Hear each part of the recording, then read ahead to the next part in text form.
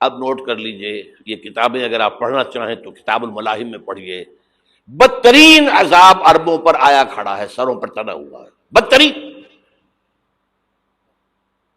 ایسی جنگ ہونی ہے الملحمۃ العظمیٰ، جس کو کہ میں بھی آپ کے گواہی پیش کر دوں گا، جسے کہا گیا ہے دی لاسٹ کروسیڈ۔ بش نے بھی کروسیڈ کا لفظ بول دیا تھا، پھر واپس لیا اس نے۔ نکل جاتی ہے جس کے منہ سے سچی بات مستی میں، فقیہ مصلحت بین سے وہ رندے بادہ خار اچھا، کروسیڈ کہہ کر پھر واپس لیا۔ یہ کروسیڈ، اس کے اوپر جس قدر نقصان ہونا ہے عربوں کا، گریٹر اسرائیل بنے گا، یہ عراق، شام، اردن، سعودی عرب کا کچھ شمالی علاقہ، ترکی کا جنوبی علاقہ، مصر کا صحرائے سینا، اور اس کے ساتھ ہی جو بہترین اس کا زرخیز ترین علاقہ ڈیلٹا آف نائل، یہ سب یہودیوں کے قبضے میں جائیں گے۔ اس کو حدیث میں کہا گیا الملحمۃ العظمیٰ۔ عیسائی 80 علم لے کر اے مسلمانوں تم پر حملہ آور ہوں گے، اور ہر علم کے نیچے 12,000 فوج ہوگی، 9.5 لاکھ فوج۔ یہ نیٹو کی تیاری کس کے لیے ہو رہی ہے؟ جب یو ایس ایس آر کا خاتمہ ہوا تو پوچھا گیا تھا نیٹو چیف سے، اب کس لیے؟ تمہارا وہ دشمن تو ختم ہو گیا، اب ہمیں اسلامک فنڈامنٹلزم سے نمٹنا ہے۔ وہ جانتے ہیں خطرہ یہی ہے، اب اسلام ابھر سکتا ہے، مسلمانوں کے سینوں کے اندر وہ آگ ہے، اوپر خاکستر آ گیا ہے، تم پہ اٹھانا بیٹھنا، یہ اندر تو انگارہ ہے، اوپر سے راکھ ہے، اس سے دھوکہ نہ کھا جانا ان کے دلوں کے اندر۔ اور بش نے کہا تھا مسلمان چاہتے ہیں کہ ہسپانیہ سے لے کر انڈونیشیا تک نظام خلافت قائم کریں، اور میں حیران ہوا تھا کہ اس کمبخت کو ہسپانیہ کا خیال کیسے آ گیا؟ ہمیں تو کبھی آتا ہی نہیں، اب ہم تو بھول گئے، وہ تو 500 برس پرانی بات ہے جبکہ وہاں سے ہمیں نکال دیا گیا تھا۔ اگرچہ اقبال نے کہا تھا ہے ارض فلسطین پہ یہودی کا اگر حق، ہسپانیہ پر حق نہیں کیوں اہل عرب کا؟ ہسپانیہ میں تو 800 سال حکومت کی مسلمانوں نے، اور ابھی 500 برس سے گزرے ہیں نا۔ یہودی تو ارض مقدس سے 2000 سال نکالے گئے، انہیں لا کے آباد کیا گیا، عربوں کے سینے میں خنجر بھونک دیا گیا۔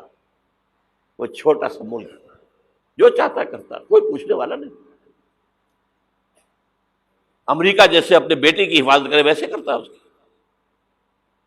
اور حضور نے فرمایا ہے وہ جنگ جب ہوگی تو ایک باپ کے اگر 100 بیٹے ہوں گے تو 99 ختم ہو جائیں گے، ایک بچے گا۔ یہ حدیث ہے، حدیث ہے صحیح۔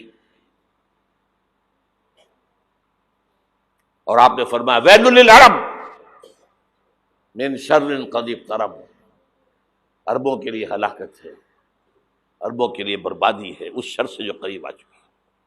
اور آج جس طرح انہوں نے ان کی تہذیب کو اختیار کر لیا ہے، دبئی جا کر دیکھیے، بدترین مغربی معاشرہ جو ہے وہ دبئی کے اندر ہم نے قائم کر کے دکھا دیا۔ اب سعودی عرب اس راستے پر بڑھ رہا ہے۔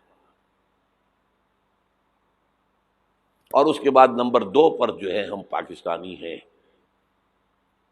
لیکن میں اس کے وہ پہلی بات جو کہہ رہا ہوں وہ تو یقینی ہے، اس میں تو احادیث صحیحہ موجود ہے۔ اگرچہ اس کے بعد پانسا پلٹے گا، پھر حضرت مہدی کا ظہور ہوگا، حضرت عیسیٰ کا نزول ہوگا، اور وہ گریٹر اسرائیل گریٹر گریو یارڈ بنے گا یہودیوں کا، ایک ایک یہودی قتل ہوگا اور دفن ہوگا۔ یہ بات میں ہونا ہے، میں پہلی بات برس کر رہا ہوں۔ وہ پانسا پلٹے گا جب پلٹے گا، ابھی جو سامنے ہے وہ کیا ہے؟ جسے ملحمۃ العظمیٰ کہا حضور نے، جسے آرمگیڈون کہتے ہیں عیسائی۔ آرمگیڈون کی اگر کہیں جا کر آپ دیکھیں گے، آپ ڈکشنری میں مانی تو کیا لکھا ہے؟ A very big war which will be fought between the forces of evil and good before the end of this world۔ اس دنیا کے خاتمے سے پہلے خیر اور شر کی قوتوں کے درمیان بہت بڑی جنگ ہوگی۔ ارمجدون اسے کہتے ہیں عربی میں، اور آرمگیڈون اسے کہتے ہیں انگریزی کے اندر۔ اور یہ بائبل کی آخری کتاب کے اندر ہے، جو اس میں کہ مکاشفات یوحنا، ریولیشنز آف سینٹ جان. یہ تو میں کہہ رہا ہوں یقین کے ساتھ، اور زیادہ دور نہیں ہے، آیا چاہتا ہوں. اس لیے کہ یہودیوں کا اور عیسائی جو کنزرویٹوز ہیں، نیو کنزرویٹوز، ان کا 5 نکاتی ایجنڈا ہے متفق علیہ، جس کے تحت کہ یہ جنگ صلیبی شروع کی گئی ہے. وہ سن لیجئے آپ. آرمیگیڈون نمبر 1، گریٹر اسرائیل قائم ہو جانا اس کے نتیجے میں نمبر 2، مسجد اقصی اور قبۃ الصخرہ کو گرانا نمبر 3،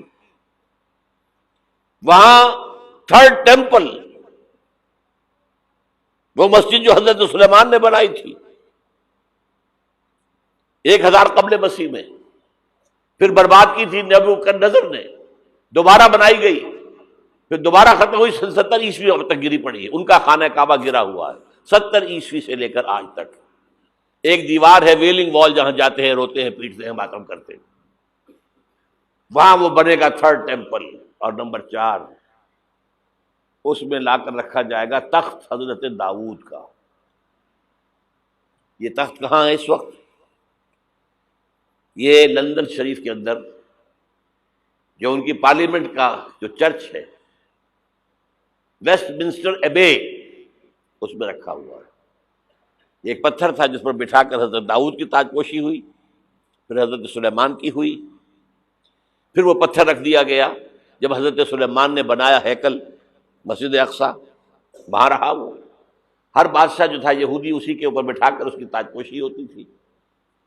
سن 70 میں ٹائٹس نے گرایا اسے، ہیکل کو، وہ پتھر لے گیا، وہاں سے روم گیا، روم سے آئرلینڈ گیا، آئرلینڈ سے اسکاٹ لینڈ آیا، اسکاٹ لینڈ سے انگلینڈ آیا، اور اب وہ رکھا ہوا ہے 14ویں صدی عیسوی سے آج تک.